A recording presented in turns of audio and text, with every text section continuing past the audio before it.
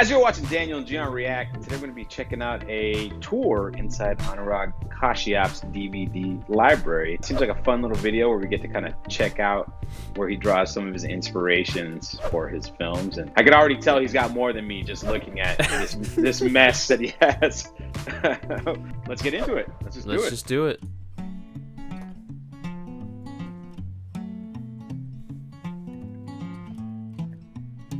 I'm seeing a lot of unopened DVDs in there, though. Yeah. I don't know how I feel about that. Hi, this is Anurag Kashyap, and welcome to my film library. And here are the 5 filmmakers I would very strongly recommend. That's not what the title is. All his films are here, and this is a box set that just came out of his very rare movie. Have you seen Samuel Fuller films? He's a noir filmmaker who's also Maybe extremely controversial movies that were blacklisted in Hollywood also at the time, and he also wrote one book which actually officially got published last year, much years after his death. There's another filmmaker that my go-to filmmaker is Fritz Lang, and this is that's Gian's favorite. Right, and slowly the ones that are coming out on Blu-ray, I'm replacing the DVDs Yeah, with Blu-ray. Metropolis is fun to watch. And most of him is now available on a Blu-ray. So this is a great box set you should get. That he hasn't opened.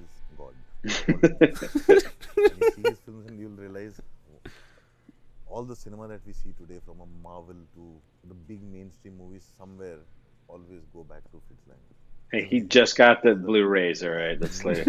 All the Fincher, everyone goes back to Fritz Lang. Well, Star Wars. Yep.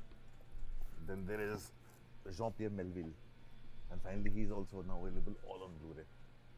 And Jean-Pierre Melville is right here. Hidden.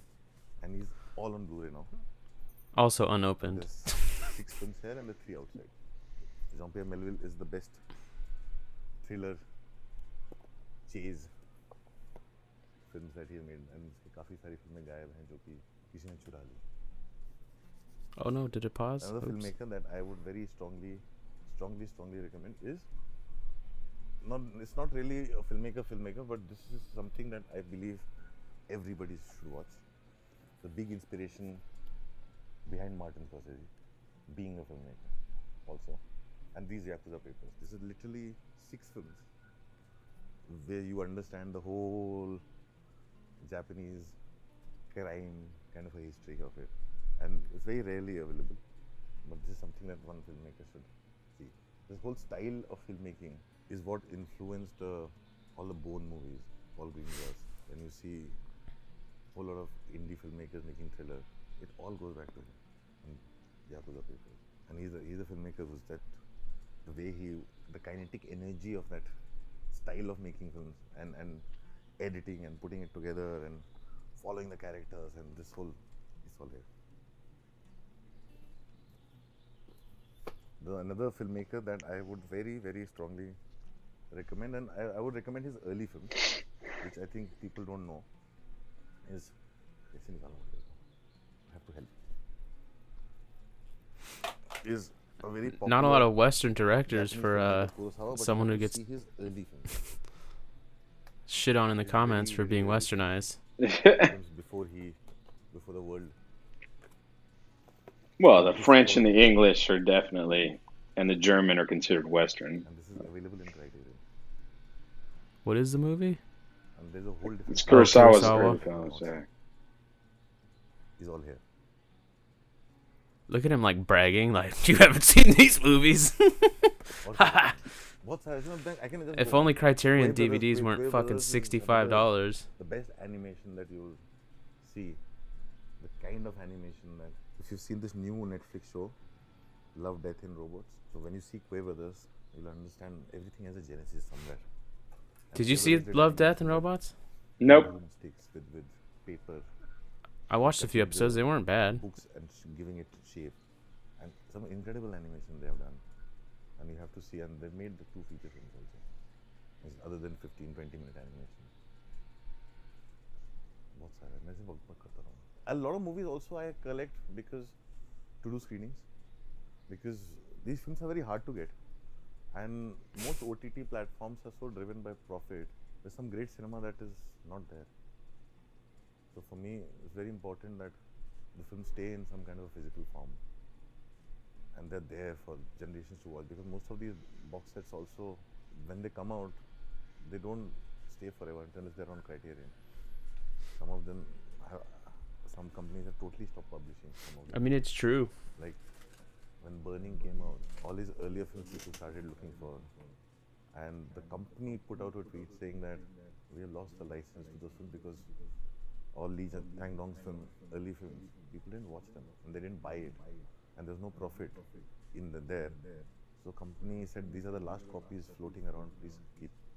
If you find it, just keep it, because then otherwise there's no other way to find this early film. And it was a very sad tweet from a movie publishing company. So there are a lot of movies that are lost. So that's why I like to even like if I've seen a film, I'll buy it. Or if I've seen a film at a festival, I buy it, because that's my indirect way of paying for a film that I saw for free. And so a lot of films you will see, they just stay in sealed pack unless somebody wants to watch them. I stopped counting at 10-20,000. Did he say he stopped torrenting? We should break into his house and start listing shit on eBay. So we should break into his house and steal some of those DVDs because, you know, finding some of these movies just to watch, period, it's really hard to do so. Like, I can't even go on eBay sometimes and just, if I watch a movie that I like, I can't go find a DVD print of it anywhere. Obviously, because we're in America, but you would expect to see it on Amazon India or something, and it's not even there either.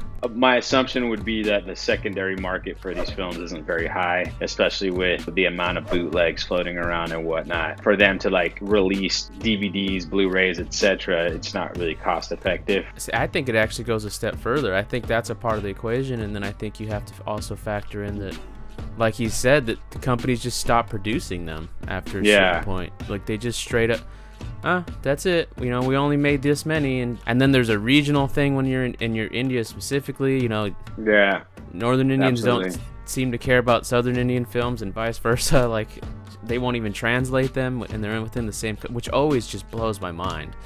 I just, because you see Southern movies that I've seen, and you're like, this should do well everywhere. I don't see why. And then you find out why. Oh, because it didn't release it in theaters and all these things, blah blah blah.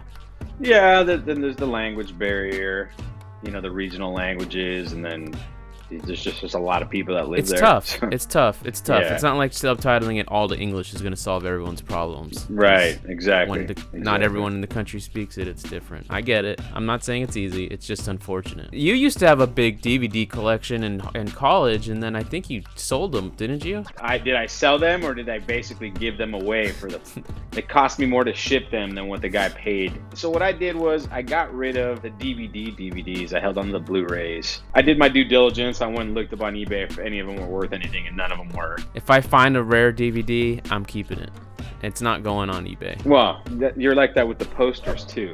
Yeah, you're a hoarder. Well, see, I don't think it's hoarder. No, I don't think it's being a hoarder at all. Because I love the fact that, even though now it's on streaming, but I love the fact that I have the Apocalypto Blu-ray and I can go and watch it on Blu-ray whenever I want. That's a movie that they had a low print run on, and it's like, I own that movie. Now, when I got the Blu-ray, I sold the DVD of it, which is also a rare, print. I couldn't tell you what was the last movie you bought? Of any kind, whether it's TV show or anything. No, it's been a few years. I couldn't even tell you what the last one was, but it's been a few years, and it was definitely one of those like, oh, it's on sale at Target for $6. In fact, most of my collection in the past was like clearance stuff from Best Buy. Yep, Best Buy. Black Friday deals were good. Yeah, you go to Best Buy and then have that basically big like basket full of DVDs in there, and then you just go through them. You might find one or two. Yeah, you know what? I think the last one I bought was a Blu-ray of The Last Dragon, and I still have that, the old '80s movie. Like I kept most of the Blu-rays. I don't think I got rid of any of them. There might be a couple of rare DVDs, like Killing Zoe. I have a copy of that. because I know that's not a movie that's ever going to get re-released again. No, because no one saw it but you. Yeah, exactly. You're the one of two owners of the movie. Right, exactly. It's not a bad movie. You and the director. No, I'm not saying it's. I'm not saying it is. This is why torrenting and pirating is actually another form of preservation, you know, of all of these movies. You know, movies like Fritz Lang, some of Fritz Lang's films only exist because, maybe not him specifically, but from his era, only exist because they were bootlegged. You know, it was very easy to just set up a camera and record the projector, no sound, no score, no audio to worry about, and you take that new print and you go shop it around, and now all of a sudden you have a print of the movie, you have a copy of the movie. Yeah. And when we were at film school, we heard all the time, oh, they discovered this bootleg print of the lost reel of Metropolis in some Argentinian basement or something, and it's like some bootleg print, or you know, that's how it works. But then you have modern day torrenting where it's like Saho and Race 3 and like movies that people may not care to watch, but they're immediately up there on the web. There's a version of them that you can find at some point.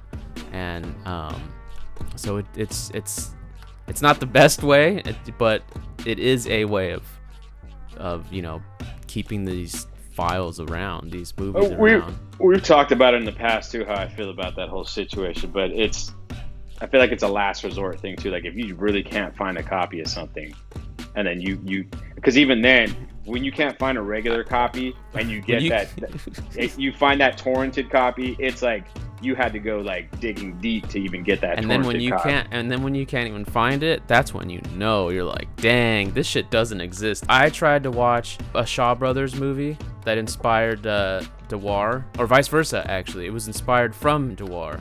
And then it ended up being A Better Tomorrow, and all inspired John Woo and all this.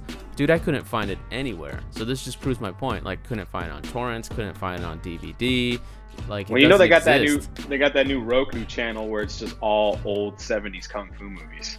Well, apparently fucking the UFC Fight Pass has that.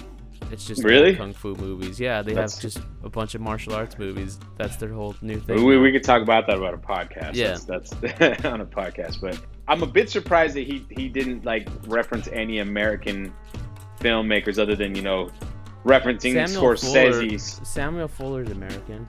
Is he? Yeah. I don't name his biggest film because I don't think I've ever watched. Well, I was just looking right now. I know who he is. He influenced Tarantino a lot. The movie I've seen of his is The Big Red One. Big Red One is about World War II movie. Right. I've heard of that one. It's pretty good. It's based on like his own life. And then that French one, I never even heard of the French guy. Yeah, no, I've heard of him. Haven't seen any of his works though, because I actually went to international cinema class. Unlike someone. Fun fact, I got an A in that class, even though I never attended. Didn't. You got a better grade than me, and I went to all the lectures. Oh, man. And if you like this video, make sure to check out the videos up on the screen.